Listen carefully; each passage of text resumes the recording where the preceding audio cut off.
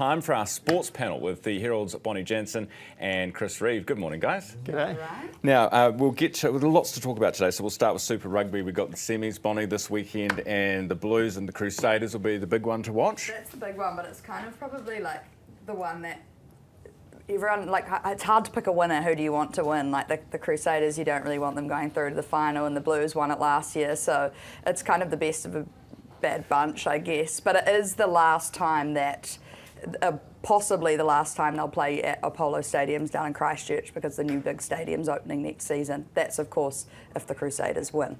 Yes, because, yeah, true. But they haven't lost a semi there. Well, they haven't lost much there. No, the Blues have only had one win in 15 games down there, so right. The odds are very much not in their favour. Not in their favour. But if they pulled it off, what a story that would be. I mean, the odds weren't in their favour last week either. True. You know, 6 versus first, they came out and got the job done over the Chiefs, and you know, they're a confident side. They'll be backing themselves to win down there, and make things very interesting for the Saturday night game. What about a guy backing himself to win over in Canada, Ryan Fox, and you've been speaking to him in the last couple of days, and he's back for the US Open tomorrow, right? He is, yeah, so it's a bit of a whirlwind trip for Ryan. He wasn't qualified for the US Open until he won in Canada, and he had to make some very last-minute arrangements, get down to Pittsburgh for the tournament at Oakmont, and he goes into arguably the toughest course in the world. You know, they play in 5-inch thick rough where it's designed for the ball to sink in.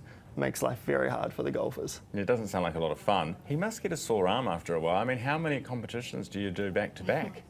He's done a lot. I think he's done 4 or 5 in the last 5 weeks. So wow. He's had a really good run though. You know, in his last 4 tournaments, he's won 2, and Scotty Scheffler won the other 2. So it's pretty good company. It's fantastic. Yeah. Speaking of fantastic, our fingers are crossed for Liam Lawson. He is back in. He's in Canada this weekend, actually. Yes. Liam Lawson obviously has a lot to prove. There's a bit of movement in the Red Bull camp. They've just recently given Arvid Lindblad, I think that's how you pronounce it, he's the F2 driver, the academy driver for Red Bull, and he's been given dispensation because Max Verstappen, obviously, he's accumulated almost enough points to be suspended, so they're kind of seeing who's underneath. So Liam Lawson has to kind of keep proving himself. Maybe he'll get a call back to Red Bull in a few weeks. We're not sure, but obviously his last results, 8th and 11th. Not great. It's tough. It's a tough gig, isn't it? But it is. Hey, let's finish on a positive note this morning, shall we? This is Violet Perry, who is playing water polo over in the States. Yes, well, she's just graduated actually from Yale. Dame Jacinda Ardern spoke at her graduation of all people, but she played in the men's Yale water polo team for 2 years, which is just crazy. She just randomly was training with the women's team, and then the men's coach said, hey, you'd be good in our team.